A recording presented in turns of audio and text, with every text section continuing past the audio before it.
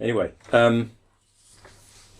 so let's come on more to the positive alternative. So, come back to the middle way. Now, I'm going to suggest that the bottom line for ethics is how well we address conditions. So how well we address conditions, as we've been saying, is to do with how well we avoid delusion and how objective we are and how integrated we are, both as individuals and as societies. So the more we do those things, the better we address conditions, the more ethical we'll be. That's the basic point. Now, I've been asked before, how do I justify that? It seems like just a claim. Addressing conditions is what's good. And I agree that needs to be justified in relation to experience. And I think addressing conditions is something we experience all the time. The demands of addressing conditions in one way or another. There is a detailed argument in Middle Way Philosophy 1 in a chapter headed Normativity, which tries to address this more fully. I'll just mention this briefly in a moment, but so the argument that I give there is that there are various ways in which we experience oughtness, normativity, what's rightness in our experience, but all of them actually imply addressing conditions. So, for example, we experience that we ought to fulfil desires, or we ought to fulfil certain desires. But we do that better if those desires were integrated. So it's the basis of my argument there. So, why should one desire be good on its own when we may actually have other desires going on that we're not recognising at the same time, or that other people may have at the same time that we're not taking into account? So if one desire is good, then surely fulfilment of more desires is even better. Similarly, people feel, using the sort of Kantian approach, that being rational and acting according to consistent principles is good. But then, surely if that's the case, we should attempt to take that consistency beyond a particular cognitive model, which means that actually we shouldn't be limited by the particular way in which we're expressing our principles at one given moment. That we should try and take into account our ignorance, in other words, or the limitations of the cognitive model we're using to express our principles. So you're saying that the moral thing to do is to address conditions, and how you evaluate how well you've addressed conditions is the extent to which that integrates desires. Well, I would be saying that's not exactly what I was saying just then. Right. It's. I'm trying to address the question: why ought we to address conditions? And what's so great about that? You can always ask that question about any claimed ought. But I'm suggesting the various things that we may feel we ought to do, and typically that involves some sort of desire or some sort of rational principle, or the third alternative is some sort of social convention that we feel we ought. This is probably the biggest one, in fact, that we feel we ought to fit in with what everyone else is doing. But any of those, when you start investigating the conditions that they actually involve, I'd suggest the sort of direction they're taking us in will be better fulfilled if they actually address the whole of conditions. So if they go beyond the limitations of the particular model used in each case.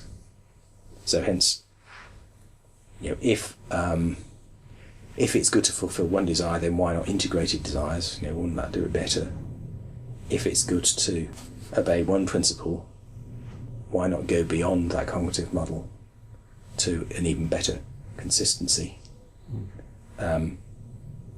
And if we're obeying, if we think it's good to follow the conventions of our society, surely it's even better to integrate societies and make those conventions bigger, as it were, so that they're not in conflict with each other. Do you see addressing conditions also like doing what's best for the whole situation? Yes. Yeah. But moving incrementally outwards from whatever we are concerned with or encountering in our moral experience to start with. Yeah. So it may be any of those things, but there's always a moral challenge beyond them that we can do a bit better. Yeah. Is it important or of value to make a distinction between compromise and integration? So you're finding an optimal solution to a moral question that addresses as many different possible conditions and principles as you can. As you can. And you wind up with a kind of some kind of compromise, or what's the difference between compromise or integration? Is there one? Does it matter? An integration is not necessarily a compromise. Right. I think we did talk about this a couple of days ago, but sorry, I'm going back over stuff, but it takes me a while sure, to get sure. in my head. Well, because in some cases one side of a conflict may just address conditions way better than the other, so the tilt is much more towards the side that does address conditions better. So like giving up smoking versus having another fag.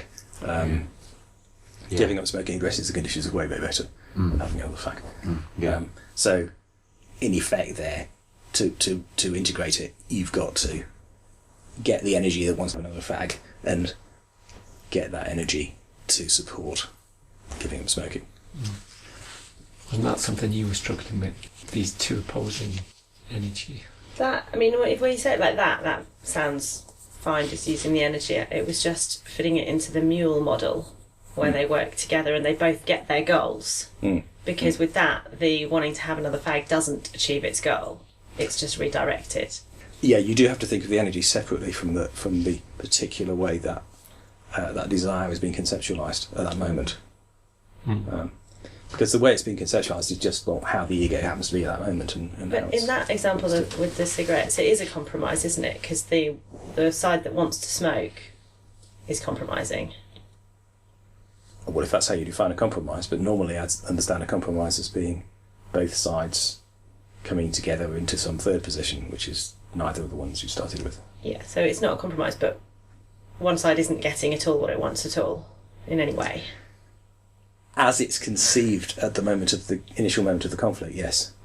But the point there is that the desire to have a fag becomes attached to progressively, gradually changed beliefs or of understanding of conditions gradually shifts, which might in practice involve gradually cutting down, or it might involve focusing that energy on some other activity, or there's obviously a variety of ways of giving up smoking, but those practical ways, I think in practice, harness some kind of method of bringing that energy to bear, so that both the mules are working together effectively. Yeah. I mean, so a lot of this is already out there, as Barry would say, as part of various therapies and so on. I'm just trying to pull it all together. So I was talking about the bottom line for ethics, wasn't I? So that's my case anyway. That addressing conditions is where it's at. It's not obeying God. It's not just doing what you feel like. It's addressing conditions. That's good. And so delusion of one kind or another prevents us from facing up to conditions. So the kinds of delusions we've been talking about, created by the ego, and having a cognitive model and believing that that's the end of the story is basis of delusion. So the question then is, do we have the confidence and do we have the balanced judgment to overcome that delusion? So that's going to be crucial for the ethical process, to not only balance our judgments, but to have enough confidence in those balanced judgments to act on them, and to maybe assert them against adverse conditions of one kind or another. So ethics I don't see as distinct from objectivity, nor is it distinct from integration or the middle way. They're really all different ways of talking about the same thing, from different angles.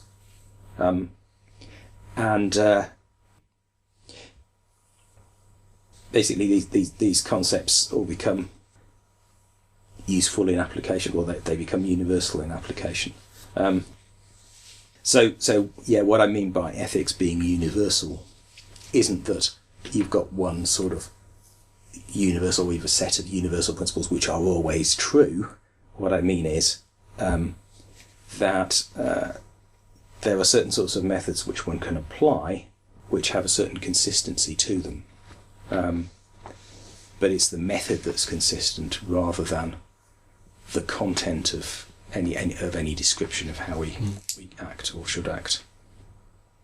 And of course the universality even of the method is theoretical. It could be superseded in future, as I was saying yesterday.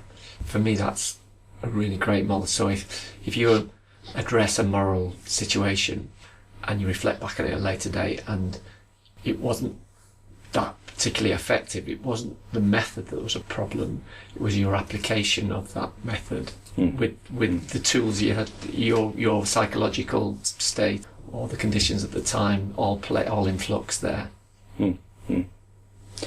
Yeah, but I mean the method itself, as we'll see, has quite a lot of flexibility, and there's different ways you can try and applying the method, and different judgments you can make about how to apply it.